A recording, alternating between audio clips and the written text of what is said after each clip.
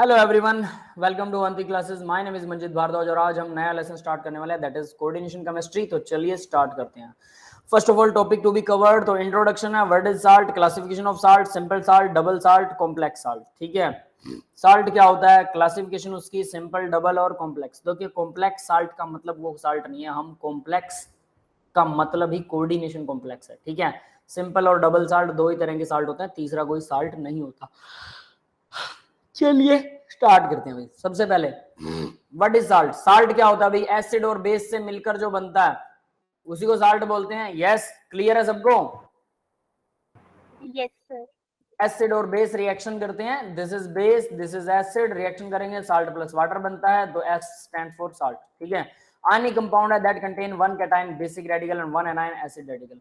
Anion को acid radical बोलते हैं, वैसे भी एनायन दे देखियो पॉजिटिव आयन, ये कहां से आया, बेस से, कैटायन है बेसिक रेडिकल, और नेगेटिव आयन कहां से आया, एसिड से, तो ये क्या है, एसिड रेडिकल। एसिड से आने वाला रेडिकल एसिड रेडिकल है, बेस से आने वाला बेसिक रेडिकल, और दोनों के मिल जाने से साल्ट बनता है। A9 like OH negative, NH2 negative, H negative, ठीक है, CH3 नेगेटिव, O22 नेगेटिव, ये लिखाओ भी O22 negative are bases not salt. ये बेस हैं, ये साल्ट नहीं है। ये जो नेगेटिव आयन दिखा रखे हैं OH नेगेटिव, हमें पता है OH नेगेटिव का तो NaOH से आता है ना। OH नेगेटिव ये बेस होता है, यस और नॉट? Yes sir. तो OH नेगेटिव की तरह ये NH2 negative, H negative, CH3 negative, ये सब के सब क्या हैं, ये बेस हैं, नॉट साल्ट। कैसे? ये अट्रैक्ट करते हैं H पॉजिटिव आयन को। जो H पॉजिटिव आयन को अट्रैक्ट करेगा डेफिनेटली OH के साथ H जोड़ सकते हैं, नेगेटिव है ये, H पॉजिटिव। NH2 के साथ H पॉजिटिव जोड़ेंगे, NH3 बन जाएगा, it will form NH3, it will form H2O, it will form H2, it will form CH4। समझ में आ रहा है भाई? और ये 2 नेगेटिव है तो इसके साथ 2H जोड़ सकते हैं, H2O2 हाइड्रोजन पेरोक्साइड बन जाएगा। यस बेटा, सबको समझ में आ गया ये? Yes sir. तो ये H पॉजिटिव आयन, ये सारे के सारे क्या हैं, ये बेस हैं, साल्ट नहीं है। ठीक है, नेक्स्ट देखिए CH3 नेगेटिव आयन, तो यहाँ इन्होंने बता भी रखा है CH3 negative ion, CH2 negative 2H positive ion ले सकता है, CH3 नेगेटिव 3H पॉजिटिव ले सकता है, C4 नेगेटिव 4H पॉजिटिव ले सकता है, और साथ में NH2 negative, NH22 negative, N33 negative are bases, ये सब के सब H पॉजिटिव आयन अट्रैक्ट कर सकते हैं, तो ये बेस हैं। तो यहां मैंने लिखा भी है NH2 नेगेटिव H पॉजिटिव के साथ में NH3 बनाता है। ठीक है, सेम यहां पर NaH, यहां पर देखिए मेटल हाइड्राइड बोलते हैं, H नेगेटिव जो होता है वो हाइड्राइड आयन के लिए H नेगेटिव लगाया जाता है, और ये H पॉजिटिव आयन को अट्रैक्ट कर सकता है डेफिनेटली। यहाँ हाइड्राइड आयन को बताया गया कि हाइड्राइड आयन क्या है, ये समझ में आ गया सबको? और ये भी क्या है, बेस है। ये सारे के सारे बेसिस हैं, जस्ट आपको याद करना है एसिड और बेस क्या होते हैं। यस, क्लियर है बेटा सबको? ठीक है, आगे बढ़ते हैं अब जरा।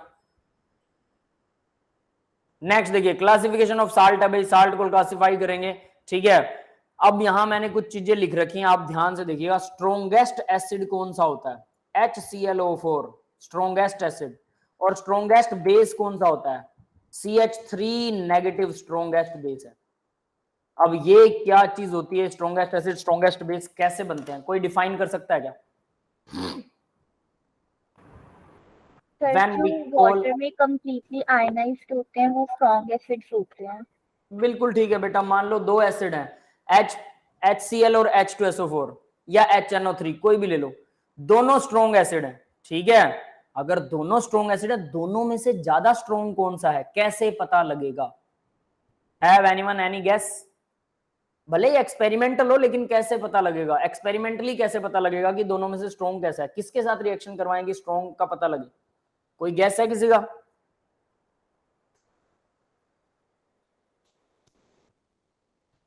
यस, किसी का कोई गैस नहीं है? तो चलिए मैं बताता हूं, हम क्या करते हैं, दो एसिड्स को आपस में रिएक्शन करवाते हैं, दोनों स्ट्रॉन्ग एसिड है, तो दोनों में से कौन सा H पॉजिटिव आयन डोनेट करेगा और कौन सा लेगा? दोनों में से किसी एक को H पॉजिटिव आयन एक्सेप्ट करना पड़ेगा, अगर दूसरे वाला स्ट्रॉन्ग है तो। इसी तरह से चेक होती है एसिडिटी, कि दो एसिड्स दोनों स्ट्रॉन्ग है, दोनों में से ज्यादा स्ट्रॉन्ग कौन सा है। तो हमने इन एक्सपेरिमेंट से ये पता लगाया कि HClO4 पर क्लोरिक एसिड बोलते हैं इसको, HClO4 पर क्लोरिक एसिड। ये ध्यान दीजिएगा, यहां पर HClO4 है, ये HClO4, this is not HCl।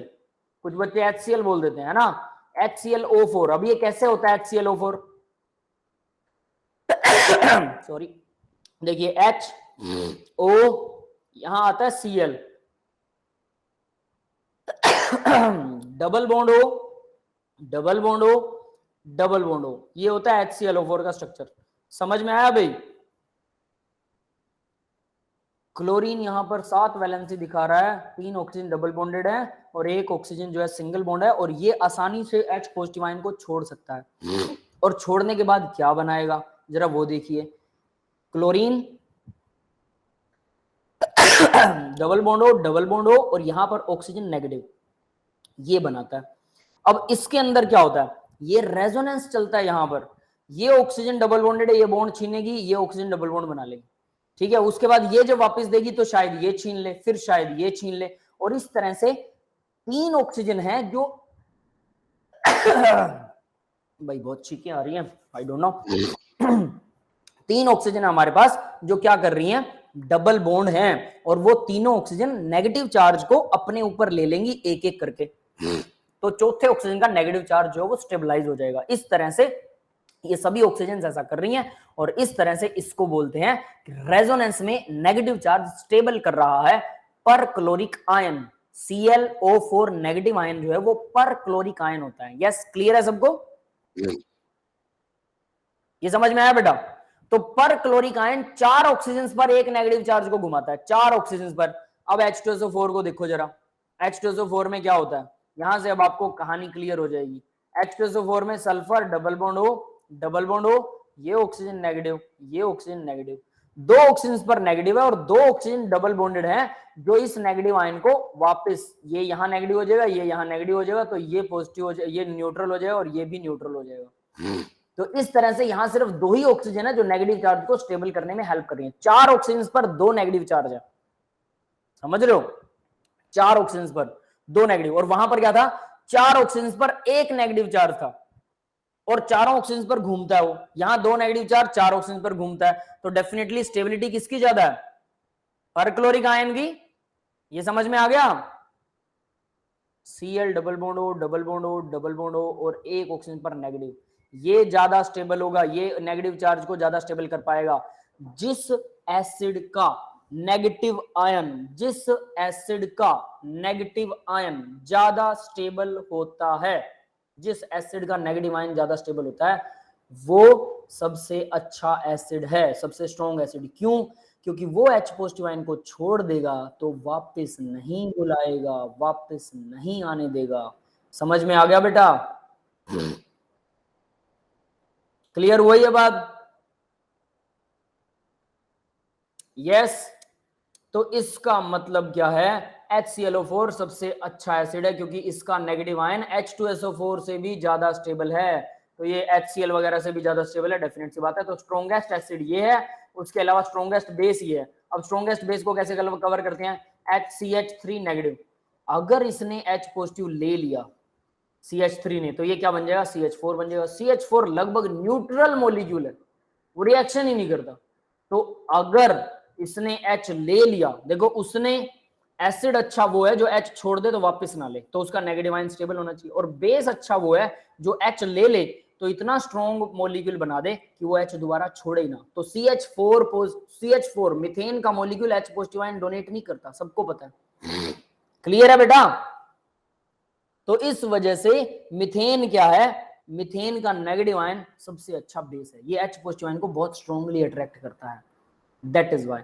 तो ये एसिड और बेस के बारे में था कि सबसे स्ट्रॉन्ग कौन सा और वीक कौन सा। अब सिंपल साल्ट की बात करते हैं। अभी NaCl सिंपल साल्ट है, सबको पता है, न्यूट्रलाइजेशन रिएक्शन में होता है NaOHCl, NaCl plus water, H2SO4 BaOH twice के साथ में BaSO4, नीचे एरो दिखा रखा है, इसका मतलब सॉलिड बन जाएगा, H2O वाटर बनता है। HClO4 जो है एल्यूमिनियम हाइड्रोक्साइड के साथ में रिएक्शन करता है, एल्यूमिनियम पर क्लोरेट थ्राइस पर क्लोरेट बनेगा। ये पर क्लोरेट का मतलब ClO4 नेगेटिव, 3 लगेंगे ये, क्योंकि एल्यूमिनियम पर 3 पॉजिटिव होता है, तो ऐसे से इन पे 1 नेगेटिव है, तो ऐसे से 3 लगेंगे प्लस वाटर। H3PO4 जो है वो कैल्शियम हाइड्रोक्साइड के साथ रिएक्शन करता है, कैल्शियम PO4 ट्वाइस, ये सॉलिड बन जाएगा प्लस वाटर। ठीक है, तो ये नॉर्मल रिएक्शन दिखा रखी है सिंपल साल्ट में। क्लियर है सबको? स्ट्रॉन्गेस्ट एसिड स्ट्रॉन्गेस्ट बेस भी समझ में आ गया होगा क्या? इससे भी कोई स्ट्रॉन्ग एसिड होता है? इससे स्ट्रॉन्ग कुछ एसिड्स होते हैं, कुछ लोग मानते हैं, कुछ पर क्लोरिक क्या बोलते हैं एसिड मीडिया होते हैं, सुपर एसिड मीडिया, मतलब मीडियम में कुछ ऐसे एसिड को तैयार किया जा सकता है जो कि पर क्लोरिक एसिड को भी H पॉजिटिव आयन लेने पर विवश कर दे, छोड़ने पर नहीं, ये छोड़ नहीं सकता उसके सामने, इसको लेना पड़ेगा, ये बेस बन जाएगा। तो सुपर एसिड मीडिया होते हैं ऐसे, इनसे स्ट्रॉन्ग एसिड का एग्जिस्ट करना आसान नहीं है। फिर भी कुछ और एसिड, कुछ एक दो एसिड मैंने ऐसे सुने हैं जिसको बोलते हैं कि वो बहुत स्ट्रॉन्ग है, वो वैसे हैं, बट वो मैंने बुक्स में नहीं पढ़ा।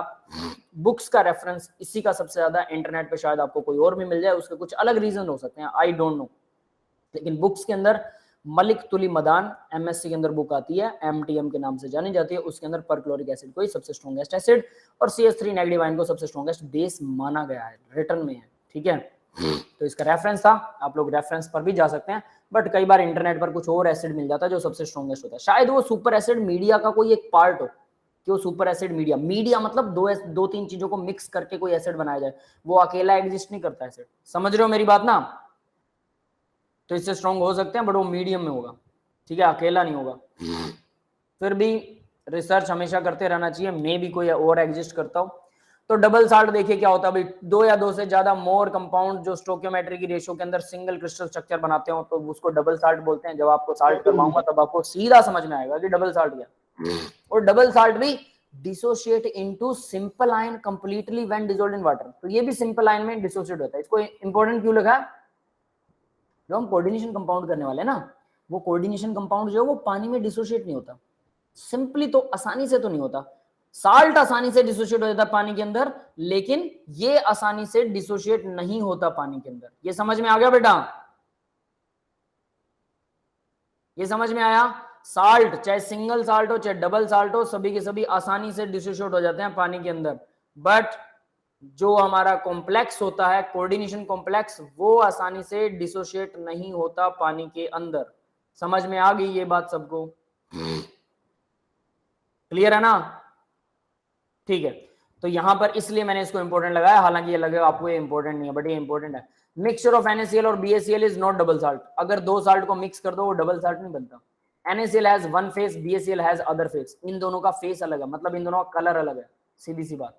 सो they are not one phase, so they are not a solid phase. तो इनका एक सॉलिड फेस नहीं होता, it is mixture of solid phase, mixture होता है। So this is mixture salt, ये मिक्सचर ऑफ साल्ट है, डबल साल्ट नहीं है। तो डबल साल्ट कौन सा होता है? चलिए डबल साल्ट को देखते हैं। मोहर साल्ट डबल साल्ट का एग्जांपल है। मोहर साल्ट देखिए क्या होता है, Fe आयरन का सल्फेट है, अमोनिया का सल्फेट है, 6 वाटर है, ये आपस में जुड़ जाते हैं तो FeSO4। इसका फॉर्मूला देखिए जरा क्या है, यहां पर थोड़ा सा ये मिसप्रिंट था ये फॉर्मूला। FeSO4, आयरन 2 पॉजिटिव है, सल्फेट पर 2 नेगेटिव होता है, FeSO4 डॉट लगी हुई है। अमोनिया NH4 पर 1 पॉजिटिव होता है। अमोनियम सल्फेट, सल्फेट पर तो 2 नेगेटिव है, तो इसका मतलब अमोनिया मुझे 2 लगाने पड़ेंगे। अमोनिया 2, सल्फेट 2 नेगेटिव, और इसके साथ में डॉट लगाकर 6 वाटर, H2O डॉट 6 वाटर। ये है आपका मोहर साल्ट। आयरन और अमोनिया का सल्फेट, याद रखने का तरीका, आयरन और अमोनिया का सल्फेट, सीधी साफ बात। यस, क्लियर है सबको? यस बेटा, समझ में आया? मोहर साल्ट डबल साल्ट है, ये आपको एग्जांपल याद रखना है। एक पोटाश एलम भी होता है, वो भी एग्जांपल आपको याद रखना है। तो यहाँ इसी को अब एक्सप्लेन कर रखा है, नीचे देखिए 6 वाटर लगा हुआ है, ये 6 वाटर भी लगाना भूलना मत इस फॉर्मूले को।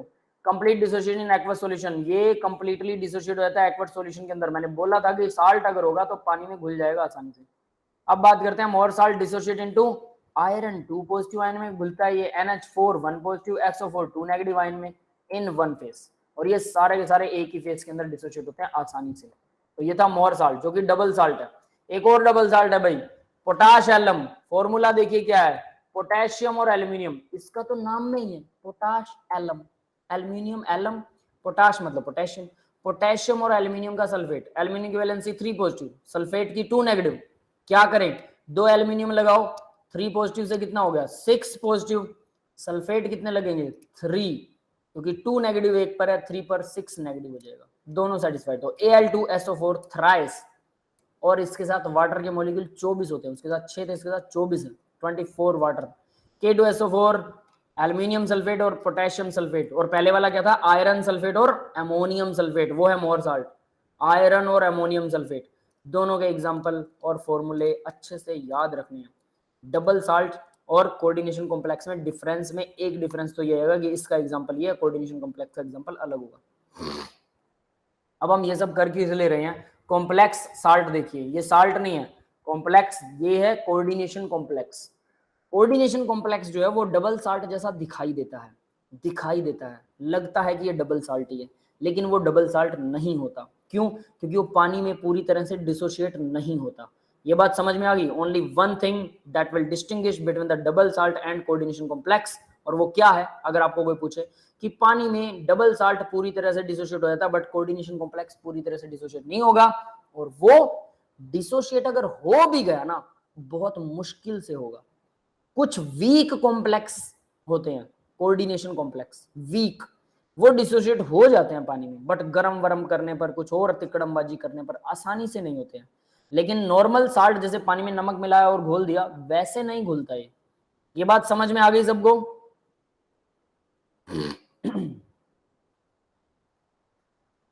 ठीक है, अब आगे देखिए जरा। तो यहां पर it is found by combination of two और more stable compound in stoichiometric ratio, however it does not dissociate into simple ion when dissolved in water. मैंने सिर्फ इस लाइन को अंडरलाइन कर रखा है, ठीक है। तो कोऑर्डिनेशन कॉम्प्लेक्स की डेफिनेशन देते हैं ना, तो हम सीधा बोलते हैं मेटल के साथ में कोऑर्डिनेशन बॉन्ड बनाता है, कोई आयन बना सकता है, ठीक है, कोई मॉलिक्यूल बना सकता है, ठीक है, उसको बोलते हैं कोऑर्डिनेशन कंपाउंड। मेटल के साथ कोऑर्डिनेट बॉन्ड के साथ में कोई आयन या मॉलिक्यूल जुड़ जाए या एटम जुड़ जाए, उसको हम बोलते हैं कोऑर्डिनेशन कॉम्प्लेक्स। मेटल के साथ कोऑर्डिनेट बॉन्ड बनाए, बस सीधी बात, ठीक है। तो देखिए जरा, KCN और FeSO4 को रिएक्शन करवाते हैं तो हमारे पास आता है K4Fe साइनाइड 6 प्लस K2SO4। तो इसको हम ऐसे लिखते हैं भाई, यहां पर आयरन जो है वो 2 पॉजिटिव ऑक्सीजन स्टेट के अंदर है, ठीक है। साइनाइड पर 1 नेगेटिव होता है। अब ध्यान दे लेना, ये चीज आपको याद करनी है, साइनाइड पर 1 नेगेटिव है, 6 साइनाइड जुड़ गए, और आयरन पर 2 पॉजिटिव है, तो 4 नेगेटिव बच गया। तो स्क्वायर ब्रैकेट के अंदर बाहर लिखा हुआ है 4 नेगेटिव, स्क्वायर ब्रैकेट के बाहर।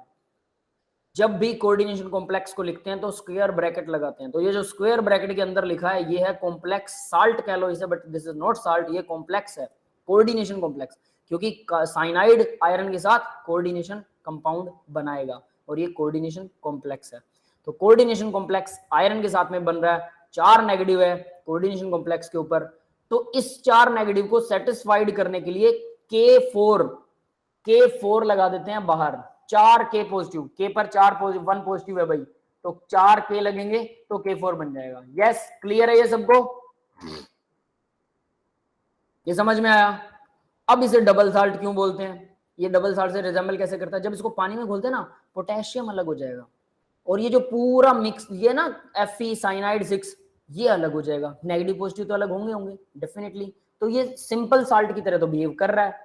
अब हम सोचते हैं कि ये वाले भी आपस में नेगेटिव और पॉजिटिव अलग हो जाएं, तो बट ये पानी में अलग नहीं होते, बट हमें लगता है कि जैसे डबल साल्ट का फॉर्मूला होता है उसमें 2-2 आयन होते हैं, इसमें भी 2-2 आयन है, क्योंकि पोटेशियम अलग हो जाता है, ये भी पानी में घुल जाता है, वो भी घुल जाते हैं, बट इसके अंदर वाले को बोलते हैं, ये जो अंदर स्क्वायर ब्रैकेट के अंदर लिख रखा है इसको बोलते हैं कोऑर्डिनेशन कॉम्प्लेक्स, और ये पानी में डिसोशिएट नहीं होता।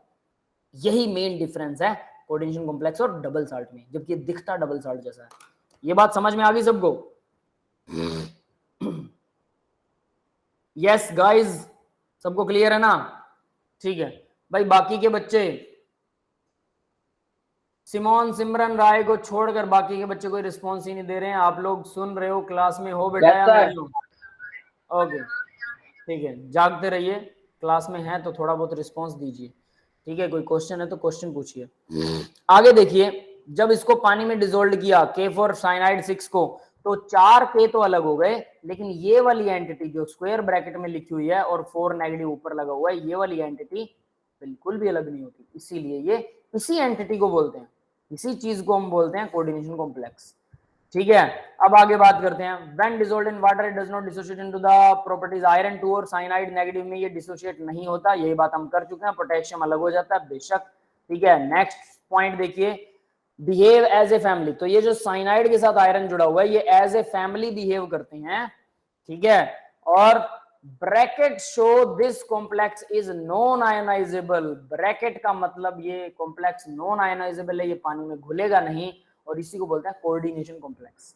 यस, समझ में आ गया बेटा कोऑर्डिनेशन कॉम्प्लेक्स, ये शुरुआत हो गई। कोऑर्डिनेशन कॉम्प्लेक्स होती क्या चीज है ये अब आपको यहां से पता लग जाएगा।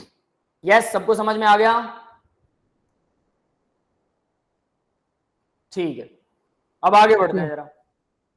नेक्स्ट देखिए कोऑर्डिनेशन कॉम्प्लेक्स के अंदर अब हम बात करते हैं इसके नेक्स्ट फीचर्स के बारे में। Addition compound that is retain their identity, addition compound जो कि अपनी आइडेंटिटी को खोता नहीं है, don't lose their identity in solution, ठीक है, known as coordination compound. Addition compound जो ऐड होकर बनते हैं उनको एडिशन कंपाउंड बोलते हैं, और वो अपनी आइडेंटिटी को रिटेन रखते हैं। Metal atom ions attach to group, neutral atom neutral molecule के साथ भी अटैच हो सकती है, आयन के साथ भी अटैच हो सकते हैं, आयन भी अटैच हो सकते हैं, इससे न्यूट्रल मॉलिक्यूल भी अटैच हो सकते हैं। तो मेटल के साथ में कोई भी चीज आयन या न्यूट्रल मॉलिक्यूल अटैच हो सकते हैं, ठीक है, सीधी सी बात है। ये बनाते हैं कोऑर्डिनेशन कॉम्प्लेक्स। और when central atom is attached with ligand by coordinate bond, coordinate bond के साथ नॉन एज कोऑर्डिनेशन कंपाउंड, जैसे आयरन है, आयरन के साथ में 6 साइनाइड जुड़ गए, ठीक है, इस तरह से ये 6 साइनाइड जुड़े हुए हैं, और आपके सामने ऑक्टाहेड्रल स्ट्रक्चर है। पता है भाई ऑक्टाहेड्रल कैसे बनता है? ये मैंने नीचे बना रखा है, देखिए जरा ऑक्टाहेड्रल स्ट्रक्चर दिख रहा है सबको? Yes sir. ऑक्टाहेड्रल में 8 क्या चीज है, कोई बताएगा मेरे को? ऑक्टा स्टैंड्स फॉर 8, बताइए 8 क्या है? 8 बॉन्ड है इसमें, 6 ही बॉन्ड है। आयरन तो 6 साइनाइड को जोड़ रहा है, तो बॉन्ड तो 6 ही है। फिर ये जो बाकी के ग्रीन कलर से मैंने दिखा रखे हैं ये तो सिर्फ जोड़ के स्ट्रक्चर को दिखा रखा है, जो रेड कलर में स्ट्रक्चर है वो है असली स्ट्रक्चर। तो 6 बॉन्ड है, टोटल एटम गिने तो 7 है। तो ऑक्टाहाइड्रल क्यों बोलते हैं इसको? Anyone can tell me why it is called octahedral? Octahedral होती है क्या बेटा? सर, ज्योमेट्री ऑक्टाहेड्रल है। ज्योमेट्री ऑक्टाहाइड्रल मतलब क्या है इसका? इसमें 8 क्या चीज है वही मैं जानना चाहता हूं। ज्योमेट्री में 8 क्या है बता सकते हो? यस, कोई बोल रहा है कुछ? ठीक है, सुनिए जरा 8 क्या चीज है इसमें। देखो 8 फेस होते हैं इसके। ये देखिए यहां पर आपको कुछ चीज दिखाई दे रही होगी, ट्राइंगुलर फेस, ये वाला, ये एक ट्रायंगुलर फेस बन रहा है ना ऐसे वाला। यस, इसको मैं भर देता हूं यहां से। एक फेस इधर वाला, इसको भी भर देता हूं मैं यहां से। 2 फेस, 2 ट्रायंगल हो गए। अब एक सामने एक पीछे भी है, 4 ट्रायंगुलर फेस हैं, झोपड़ी के जैसा स्ट्रक्चर बना रहे हैं। हाँ भाई, 4 ही नीचे हैं, 4 ही नीचे हैं। अष्टफलक इसका नाम हिंदी में है, अष्टफलक। 8 फेस हैं जिसके, 8 ट्रायंगुलर ऐसे ऐसे फेस हैं। 2 तो ये हो गए जो मैंने व्हाइट बना दिए, 2 ऐसे होंगे आमने सामने है ना, 2 ऐसे हैं झोपड़ी के जैसे, और 2 ऐसे होंगे। तो 4 ऊपर हो गए, 4 ही नीचे हैं, अष्टफलक। इसमें 8 फेस बनते हैं, वो सरफेस जिसको टच किया जा सकता है, समझ गए? इसलिए इसको अष्टफलक बोला जाता है। ऑक्टाहेड्रोन, ऑक्टाहेड्रल ये है वो। टेट्राहेड्रल में 4 क्या होते हैं? 4 फेस होते हैं टेट्राहेड्रल में। हम जनरली बोलते थे 4 एटम जुड़े हुए हैं इसलिए 4 हो गया, इसमें तो 6 एटम जुड़े हैं, इसका नाम तो हेक्साहेड्रल होना चाहिए। ये ऑक्टा क्यों है? अष्टफलक। टेट्राहेड्रल में फिर भी समझ में आया था 4 एटम है, 4 ही फेस हैं, तो इसलिए थोड़ा कोइंसाइड हो जाता है, लेकिन वो सच नहीं है। फेस की वजह से टेट्राहेड्रल का नाम 4 चतुष्फलक बोलते हैं हिंदी में, चतुष्फलक, और ऑक्टाहेड्रल अष्टफलक, ठीक है। तो अब देखिए भाई, तो ये ऑक्टाहेड्रल बॉन्ड बनाता है। Ligand, ligand is an ion और मॉलिक्यूल। लिगेंड कोई आयन भी हो सकता है, मॉलिक्यूल भी हो सकता है, कुछ भी हो सकता है। यहाँ पर क्या है? साइनाइड एक मॉलिक्यूल है, आयन। साइनाइड एक आयन है। यहाँ वाटर भी जोड़ सकते हो आप, 6 वाटर, H2O, तो मॉलिक्यूल भी जोड़ सकते हो, आयन भी जोड़ सकते हो। डोनेट पेयर ऑफ इलेक्ट्रॉन, वो पेयर ऑफ इलेक्ट्रॉन डोनेट करता है, इसी को कोऑर्डिनेशन बॉन्ड बोलते हैं। मेटल को जब वाटर अपना ऑक्सीजन जो है मेटल में, ऑक्सीजन अपना लोन पेयर वाटर को डोनेट, आयरन को डोनेट कर दे, तो इसको बोलेंगे कोऑर्डिनेट बॉन्ड। तो कोऑर्डिनेट बॉन्ड ही बनता है, कोऑर्डिनेशन कॉम्प्लेक्स का मतलब ही है। Form a coordination complex and ligand are known as Lewis bases. तो लिगेंड लेविस बेस कहलाते हैं। लेविस बेस क्या होता है भाई? जो लोन पेयर डोनेट करता है उसको लेविस बेस कहते हैं। तो लिगेंड क्या करेगा? जो मेटल के साथ जुड़ रहा है उसको लिगेंड बोलते हैं, और लिगेंड क्या कर रहा है? लोन पेयर अपना डोनेट कर रहा है मेटल को और कोऑर्डिनेट बॉन्ड बना रहा है। समझ में आ गया सबको? एग्जाम्पल यही है, ठीक है, सीधा एग्जाम्पल, एक ही एग्जाम्पल बार बार चल रहा है, ठीक है, उसी एग्जाम्पल को एक जरूर रट लीजिए, सीधी सी बात है। नेक्स्ट देखिए भाई, general formula for coordination complex and there important term. General formula हम लिखते हैं, मेटल है, मेटल के ऊपर कुछ पॉजिटिव चार्ज होगा, उसके साथ कुछ लिगेंड जुड़ेंगे। कितने लिगेंड? एन लिगेंड जुड़ गए, तो टोटल कॉम्प्लेक्स के ऊपर कुछ पॉजिटिव या नेगेटिव चार्ज हो सकता है, ठीक है। तो यहाँ पर ए ये पॉजिटिव भी हो सकता है या नेगेटिव भी हो सकता है पूरे कॉम्प्लेक्स पर, ठीक है। डिपेंड करता है कितने लिगेंड है, मेटल पर क्या चार्ज है, तो ये पॉजिटिव या नेगेटिव कुछ भी हो सकता है। तो ये इसका जनरल फॉर्मूला है। इन्होंने लिखा ए पर पॉजिटिव, एक्स पर नेगेटिव, है ना। एक्स कहाँ है यहाँ पर? एक्स तो है ही नहीं, तो ये कुछ और ही कहानी सी लिख रखी है, नो वरी, मैंने जो आपको बताया वैसे याद कर सकते हैं। It should be written in square bracket, square bracket में लिखा होना चाहिए ये, ठीक है। Metal atom is written first, तो मेटल स्क्वायर ब्रैकेट तो होनी चाहिए, याद रख लेना। मेटल एटम को पहले लिखा जाता है, बाद में सारे लिगेंड को जो लिखते हैं, और वो भी अल्फाबेटिकली, ठीक है। चार्ज ऑन कॉम्प्लेक्स आयन, तो देखिए इसका X negative a is known as counter ion. ये एक्स नेगेटिव जो बता रहा था वो, ये एक्स नेगेटिव इसको बता रहा था, वो काउंटर आयन है, वो तो पॉजिटिव भी हो सकते हैं, जैसे के पॉजिटिव, देखिए जरा, तो काउंटर आयन पॉजिटिव हो सकता है, नेगेटिव हो सकता है, और डिपेंड करता है हमारे कॉम्प्लेक्स पर नेगेटिव चार्ज है पॉजिटिव। अगर कॉम्प्लेक्स पर नेगेटिव चार्ज है तो काउंटर आयन इसको बोलेंगे और ये पॉजिटिव होगा। अगर कॉम्प्लेक्स पर 4 पॉजिटिव होता तो मैं क्या करता? Cl4 लगा देता, 4 क्लोरीन लगाता, ताकि 4 नेगेटिव से ये न्यूट्रल हो जाए। तो काउंटर आयन लगाते टाइम डिपेंड करता है, तो ये जो एक्स ए दिखा रखा है, ये काउंटर आयन दिखा रखा है, फॉर्मूला पूरा सही नहीं है, तो इस पे ज्यादा विश्वास करने की जरूरत नहीं है, सीधी सी बात है ना। बट इस केस में तो उल्टा पड़ रहा है, आप ऐसा कह सकते हैं। ML a positive known as coordination entity, मैंने लिखा और ये ए नेगेटिव भी हो सकता है, यानी कि ये भी हो सकता है, ये नेगेटिव भी हो सकता है भाई, याद रख लेना। क्लियर है बेटा? समझ में आ गया? तो जरूरी नहीं यहाँ पे पॉजिटिव चार्ज हो पूरी। तो सही वाला जनरल फॉर्मूला लिख दो। क्या बेटा?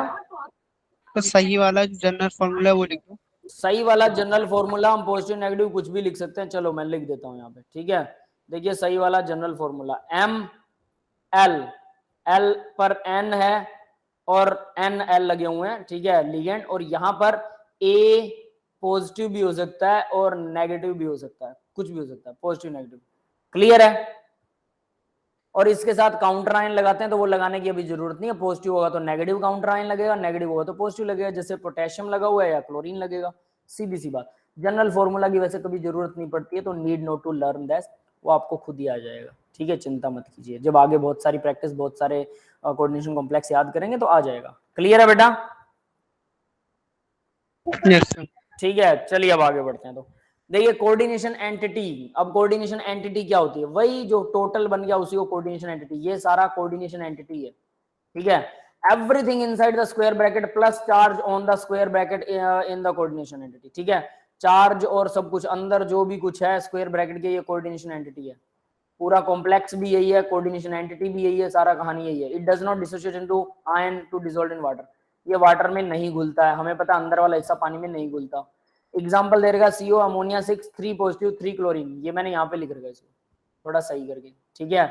CO पर 3 पॉजिटिव है, तो ओवरऑल अमोनिया पर कोई चार्ज नहीं होता, हमें पता अमोनिया न्यूट्रल है, तो ओवरऑल मॉलिक्यूल न्यूट्रल है।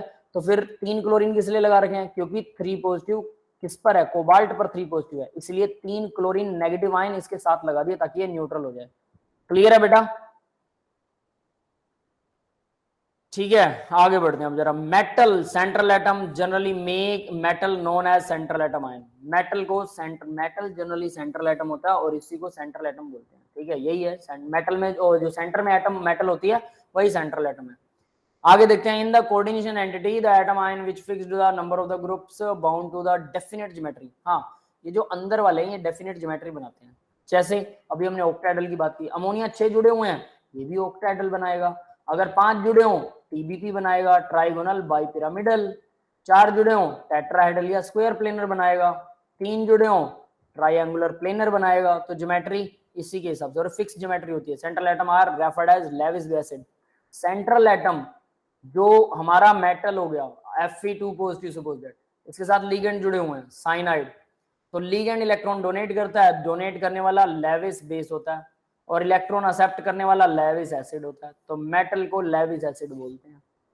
ठीक है भाई, आगे हेयर सेंट्रल एटम आयन, यहाँ पर कोबाल्ट सेंट्रल एटम है, जो ये एग्जांपल दे रखा है इसमें कोबाल्ट सेंट्रल एटम है। यस, क्लियर है बेटा सबको, समझ में आ गया? कोऑर्डिनेशन एंटिटी या कोऑर्डिनेशन कंपाउंड एक बात होती है, वही कोऑर्डिनेशन कंपाउंड उसी को बोलते हैं जो कोऑर्डिनेशन एंटिटी बनाता है।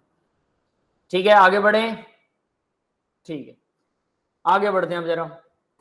तो नेक्स्ट देखिए यहां पर अब बात करते हैं लीगेंड्स की। ठीक है, डेंटिसिटी क्या होती है, लीगेंड कैसे जुड़ते हैं, इज दिस द राइट? ठीक है, कोऑर्डिनेशन कंपाउंड में अब लीगेंड्स कैसे जुड़ते हैं और किस तरह से वो वर्क करते हैं। ठीक है, हम उसी के ऊपर बात करेंगे। तो देखिए जरा, ईन एक लीगेंड होता है। ईन, यहां पर आपको डेंटिसिटी समझा रहा हूं, डेंटिसिटी क्या होती है। ईन एक लीगेंड होता है। ईन, ईन का मतलब होता है इथाइलिन डाइअमाइन, ये है इथाइलिन डाइअमाइन। अब ये क्या चीज है? ठीक है, अब देखो जरा ये क्या चीज है। ईन के अंदर ethylene CH2 double bond CH2, ये था इथाइलिन, इथाइलिन। समझ में आया भाई? कॉमन नेम है इथाइलिन है, that is it, nothing special in this. Yes बेटा, सबको पता लग गया है क्या चीज है इथाइलिन।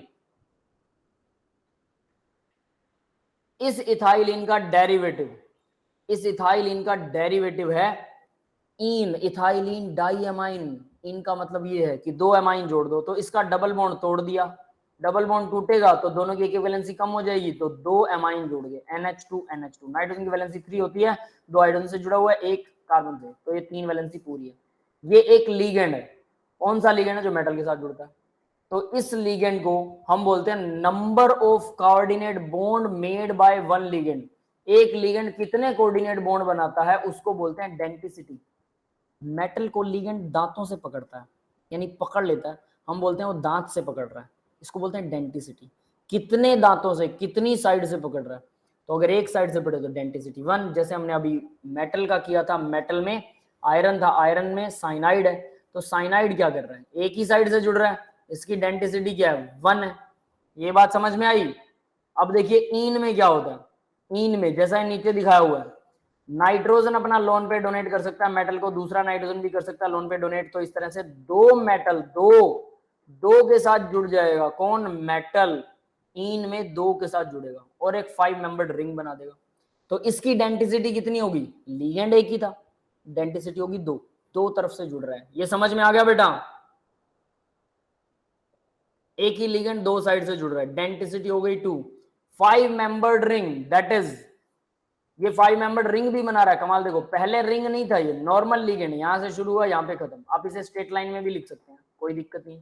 लेकिन यहां इसने क्या किया? 5 मेंबर्ड रिंग बना दी। एक कार्बन ये रहा, दूसरा कार्बन नाइट्रोजन, नाइट्रोजन और मेटल, 5 एटम की रिंग बन गई, तो इसको 5 मेंबर्ड रिंग बोलते हैं।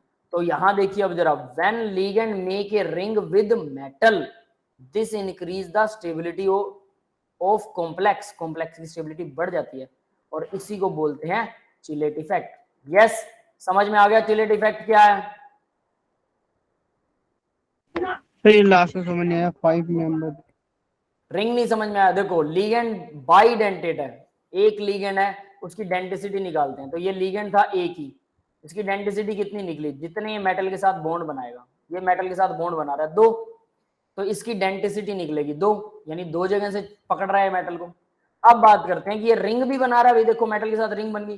क्या आयरन के साथ में साइनाइड ने रिंग बनाई थी क्या? ये तो सीधा जुड़ा था, सीधे सीधे साइनाइड 6 जुड़ गए थे ऐसे करके, है ना, और ऑक्टाहेड्रल स्ट्रक्चर बन गया था, सीधा सीधा ऑक्टाहेड्रल स्ट्रक्चर। तो क्या कोई रिंग बन रही है? नहीं बन रही। लेकिन यहां पर रिंग बन रही है, ध्यान दो, यहां जब मेटल इससे जुड़ेगा तो ये 5 मेंबर्ड रिंग बन गई। समझ में आया? 5 मेंबर्ड रिंग है ना, 1 2 3 4 5। यस, क्लियर है बेटा?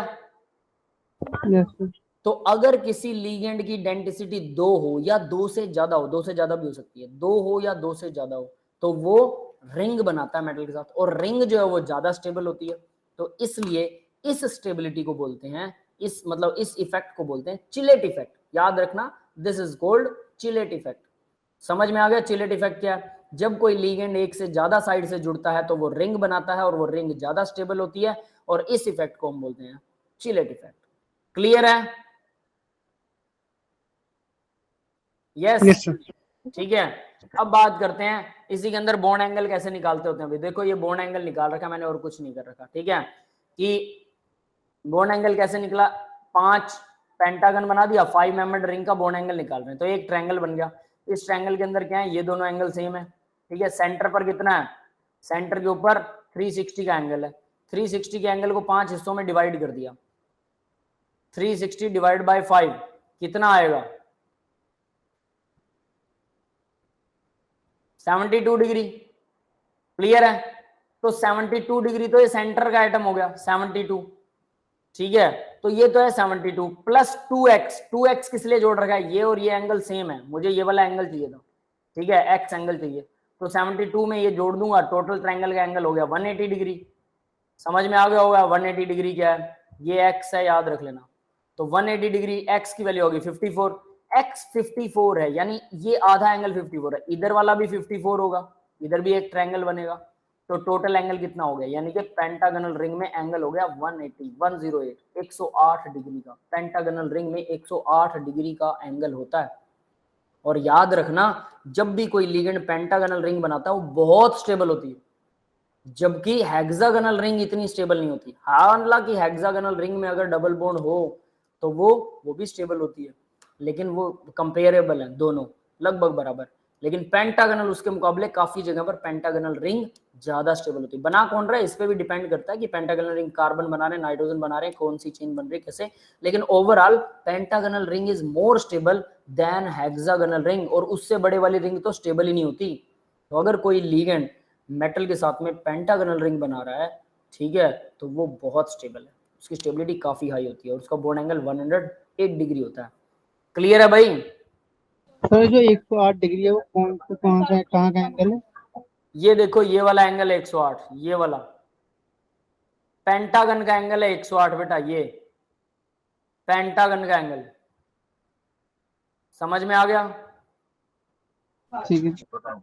ठीक है, ये तो वैसे ही निकाल रखा, आप नहीं भी करोगे तो भी चलेगा, इसकी ज्यादा टेंशन मत लो। पेंटागन का एंगल 108 डिग्री है और कुछ नहीं है ये। अब आगे बात करते हैं भाई, तो ये समझ में आ गया होगा सबको, है ना। अब एक BH3 का मॉलिक्यूल होता है, आप लोगों ने पढ़ा होगा, उसमें एक बनाना बॉन्ड होता है ना। हाँ। उसको थोड़ा सा डिफाइन कर लेते हैं इस लेक्चर के अंदर, और हम इसमें कुछ नहीं करेंगे। देखिए BH3 मैंने बनाया, ये BH3 है मेरे लिए, ये BH3 का मॉलिक्यूल है, ये वाला BH3 का एटम है, ठीक है। तो इसमें क्या होता है, इसको दोबारा से बना के देखते हैं, वो बेटर आपको समझ में आएगा। देखिए BH3 में होता क्या है, बोरोन है, 3 हाइड्रोजन जुड़े हुए हैं ऐसे, और बोरोन के पास इलेक्ट्रॉनिक कॉन्फ़िगरेशन लिखते हैं बोरोन की, क्या निकलता है 1s2 2s1 2px 2py 2pz खाली होता है, 3 हाइड्रोजन जुड़ गए 2pz खाली होता है। इसका मतलब बोरोन के पास सेकंड p का एक ऑर्बिटल खाली है, तो मैंने ये खाली ऑर्बिटल भी बना दिया। सेम एज इट मैंने दूसरा BH3 बनाया, ये दूसरा BH3 बना दिया, और इसके अंदर भी एक खाली ऑर्बिटल होगा, ये लो इसका भी एक खाली ऑर्बिटल बना दिया। अब होता क्या है, ये जो 2 इलेक्ट्रॉन है और इधर वाले जो 2 इलेक्ट्रॉन है, ये क्या करते हैं, ये इधर चले जाते हैं और इसके वाले इलेक्ट्रॉन इधर चले जाते हैं, ये आपस में एक दूसरे में लेफ्ट राइट जाते रहते हैं। ये समझ में, आप पूरा बॉन्ड शिफ्ट होता है। सिंपली आप ये कहिए ये दोनों इलेक्ट्रॉन यहां से टूट गए और इन दोनों के बीच में आ गए, वहां से गायब, इन दोनों के बीच में बॉन्ड बन गया, वो वाला बॉन्ड गायब हो गया, और सेम एज इट इज ये दोनों का बॉन्ड टूट गया और ये दोनों इलेक्ट्रॉन इधर आ गए, पूरा का पूरे दोनों इलेक्ट्रॉन इधर, तो इन दोनों के बीच में बॉन्ड बन गया। तो हाइड्रोजन जो है, अगर सही देखो तो हाइड्रोजन एक्चुअल में क्या कर रही है, हाइड्रोजन बीच में है, ऐसे बनाते हैं फिर से, हाइड्रोजन है बीच में, दूसरा हाइड्रोजन यहां भी बीच में है, ये BH2 सेम टू सेम बना दिए, दूसरा बोरोन इसके भी BH2 सेम टू सेम बना दिए, और हम ऐसे करते हैं कि ये तीनों एक बॉन्ड बना रहे हैं, तीनों एक बॉन्ड बना रहे हैं, और ये तीनों भी एक बॉन्ड बना रहे हैं। ये समझ में आ गया भाई? ऐसे इलेक्ट्रॉन इधर उधर घूमते रहते हैं, इसके इलेक्ट्रॉन भी इधर उधर, तो ये बनाना लाइक शेप बन जाती है, इसको बोलते हैं banana bond, that is banana bond. समझ में आ गया? बनाना बॉन्ड समझ में आया सभी को?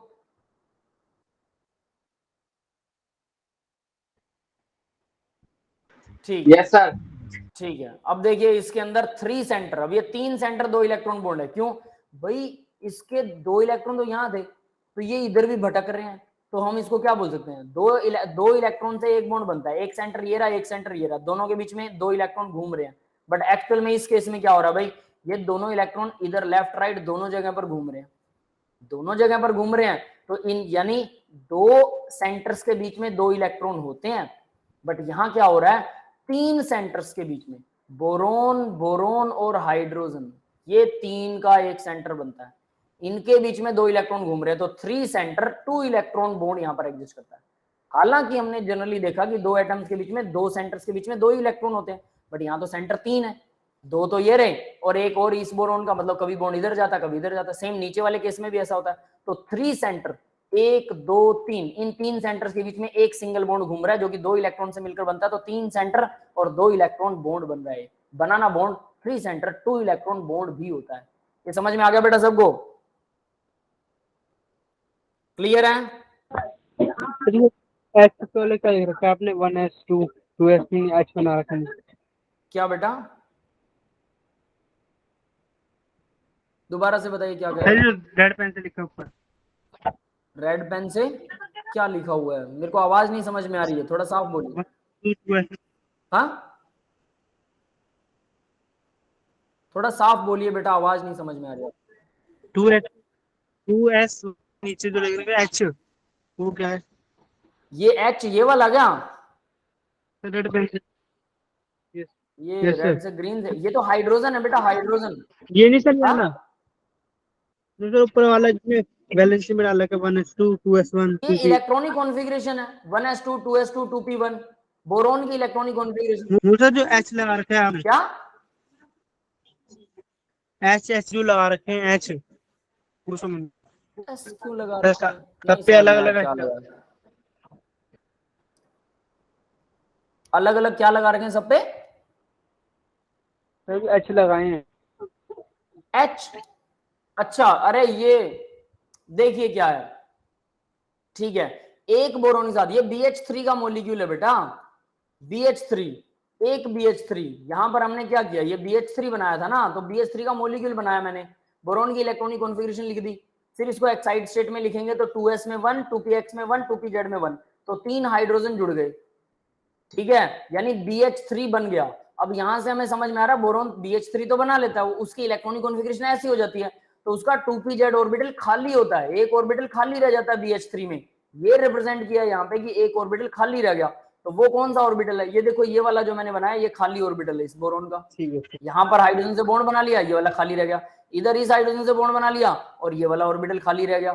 तो एक ऑर्बिटल खाली दिखाया, उसी खाली ऑर्बिटल की वजह से बनाना बॉन्ड बनता है, क्योंकि वो बॉन्ड जो है, वो इलेक्ट्रॉन जो है, वो दोनों ऑर्बिटल्स में इधर उधर घूमते रहते हैं, ये पूरे इधर उधर घूमते रहते हैं, 3 सेंटर्स के बीच में इलेक्ट्रॉन घूमते हैं, क्योंकि उसके पास खाली ऑर्बिटल होता है। वो दिखाने के लिए मैंने इलेक्ट्रॉनिक कॉन्फ़िगरेशन दिखाई है कि खाली ऑर्बिटल ये रहा, ये वाला खाली रह जाता है 2 का, सेकंड शेल का। समझ में आ गया? यस सर, क्लियर है? ठीक है, तो that's all for the today's class. आज हम इतना ही करने वाले हैं। मैं रिकॉर्डिंग ऑफ कर रहा हूं, और किसी को कोई डाउट है तो डाउट ले सकते हो आप।